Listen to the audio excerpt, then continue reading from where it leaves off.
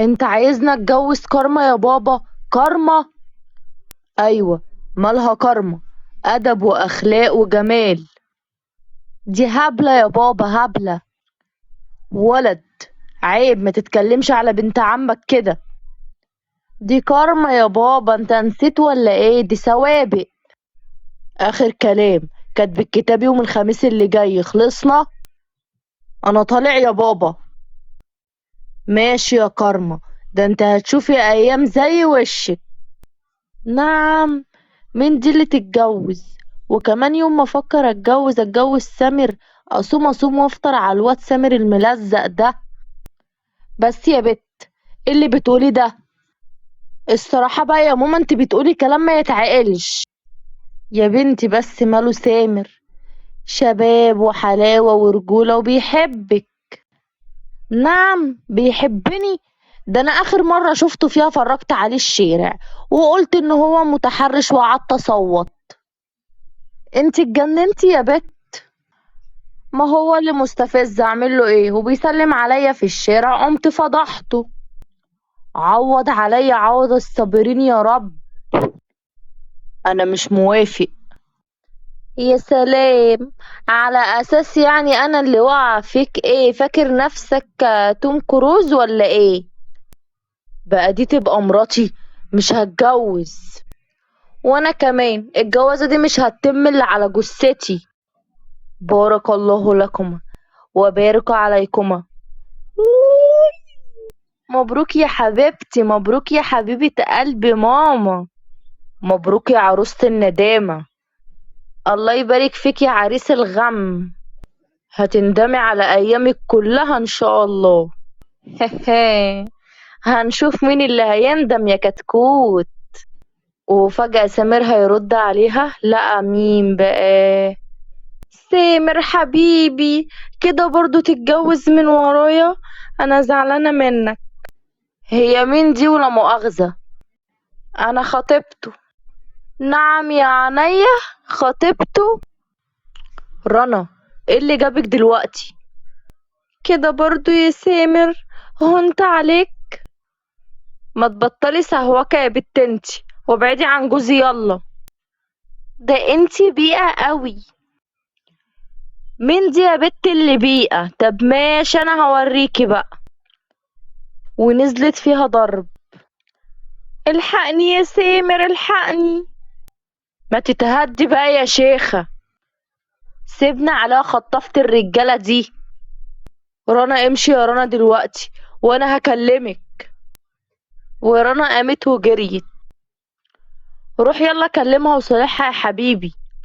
سابتهم ودخلت اوضتها. كويس اللي حصل ده. انت انسان مستهتر. وبابا ساب له البيت ومشي. ادخل راضيها يا ابني. كارما طيبة والله وقلبها ابيض. تمام يا مرات عمي. خبط ودخل عندها، وهي كانت قاعدة قدام المراية وسرحانة. آسف. كارما بصت له بقرف وما ردتش عليه. بتبصيلي كده ليه؟ انا متفقة معاك تماما ان انت مجبور على الجوازة دي، زيك بالظبط، بس مش لدرجة انك تحرق دم في يوم زي ده وتجيب خطيبتك هنا. والله ما كنت اعرف ان هي جاية. انا والله خلاص، يعني اللي حصل حصل. مش محتاجة مبررات، اتفضل بقى مع السلامة عشان عايزة انام. انت مش واكل معاك ان النهاردة كانت بكتابنا والمفروض نخرج وكده ولا ايه؟ لأ. ما تسرحش بخيالك قوي كده. احنا عارفين اللي فيها من هنا ليوم الفرح، ما يبقاش بينا كلام لحد ما نتفق هنعمل ايه في الجوازة المنيلة ب100 نيلة دي. سامر بصلها بغزو وغضب وسابها ومشي.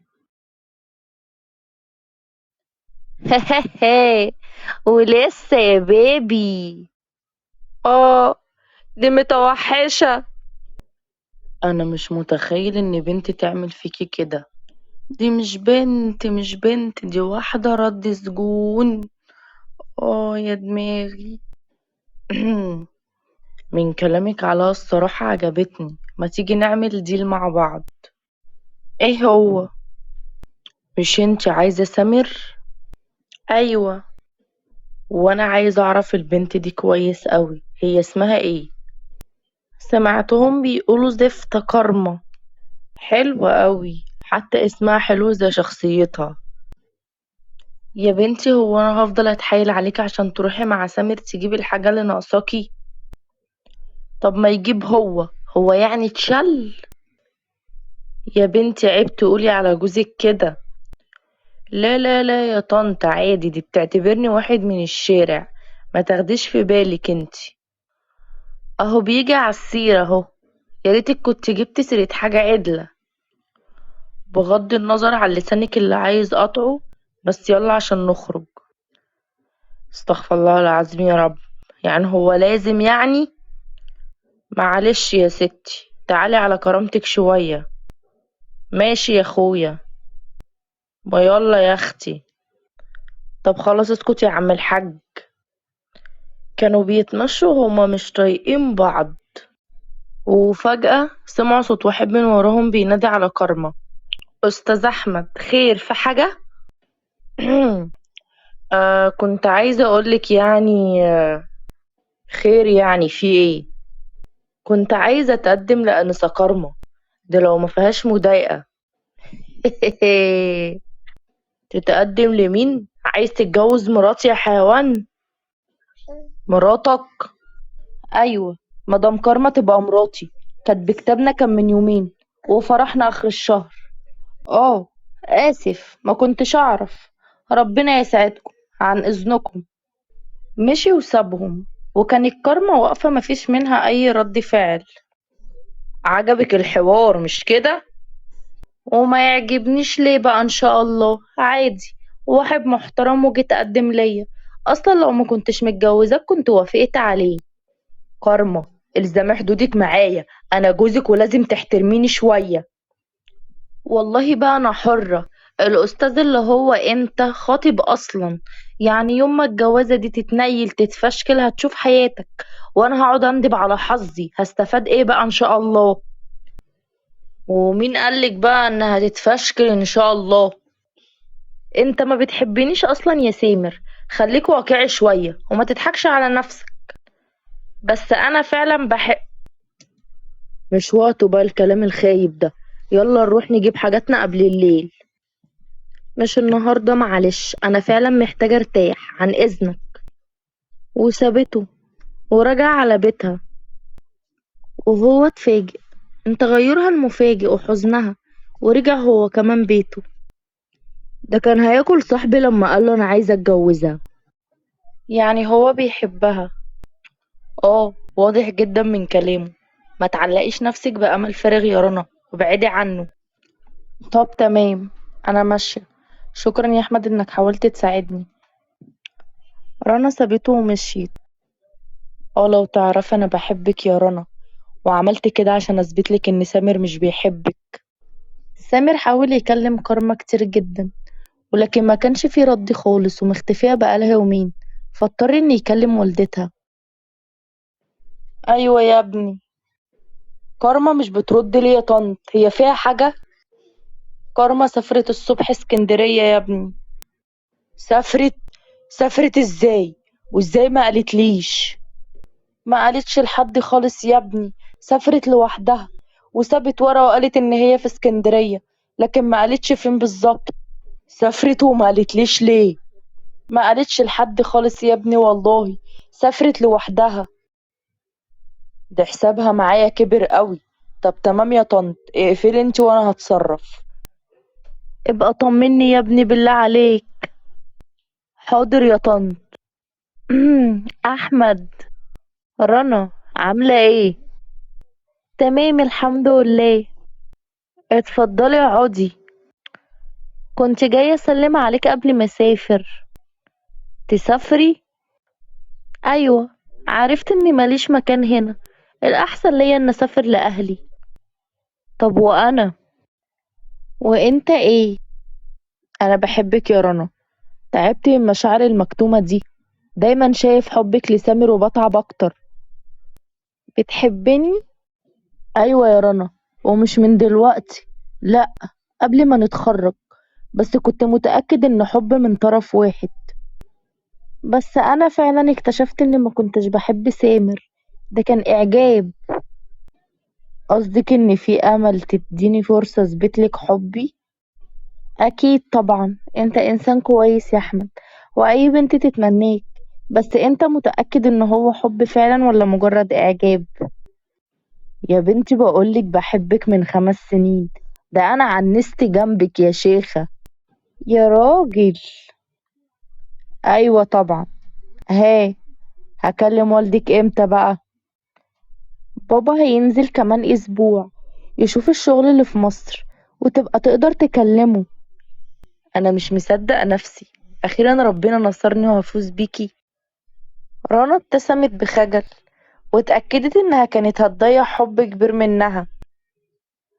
رنا كانت قاعدة على البحر في الهوا وسرحانة. في بنت محترمة تسافر من غير جوزها ما يعرف يهانم؟ انت عرفتي مكاني ازاي؟ عشان عارف كل الأماكن اللي انت بتحبيها، ولما والدتك قالت انك في اسكندرية توقعت انك هنا. ايه اللي جابك يا سامر بصراحة؟ جاي لمراتي. سامر ما تستعبطش، انت اصلا مش مقتنع ان انا مراتك. بغض النظر عن ما تستعبطش دي، بس انا فعلا جاي لمراتي وحبيبتي كمان. اها، حبيبتك؟ مراتي وحبيبتي وصديقة طفولتي المتشردة. سامر، انت بعقلك ولا ايه يعني؟ انت سخن او حاجة؟ انا في كامل عقلي دلوقتي. انا بحبك من زمان قوي يا كارما، من ايام ما كنا اطفال وبنلعب مع بعض. امال انت كنت رافض الجوازة ليه؟ الصراحة يا كارما كنت رافضها بسبب الفضيحة اللي انت عملتها لي لما قلت عليا متحرش. فاكرة ولا فكرك؟ انت لسه فاكر؟ قلبك ابيض. وانت كمان قلبك ابيض بقى. انا كنت متأكد ان بابا هيصمم ان اتجوزك، عشان كده عملت نفسي رافض. لكن انا في الحياة واقع في حبك يا جميل. كله تمثيل. رنا زميلتي، وطلبت منها تعمل كده عشان اخليكي تتغاظي مش اكتر. اقولك على سر؟ قولي. انا اللي قتلت سعد زغلول. هي عيلة باردة. على فكرة بقى انت جوز مش جدع خالص. في جوز يشتم مراته ويقول لها يا باردة؟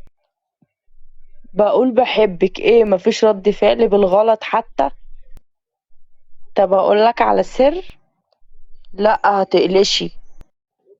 لا والله مش هقلش. طب ايه؟ وانا كمان بحبك يا ولا يا جوزي. قولي والله. انا بقول بلاش بقى فرح وكده ونطلع على شهر العسل على طول.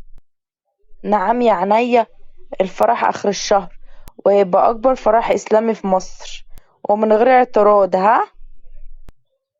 اتجوزتي سرسجية فعلا. بحبك يا ولا. بحبك يا قلب الولا.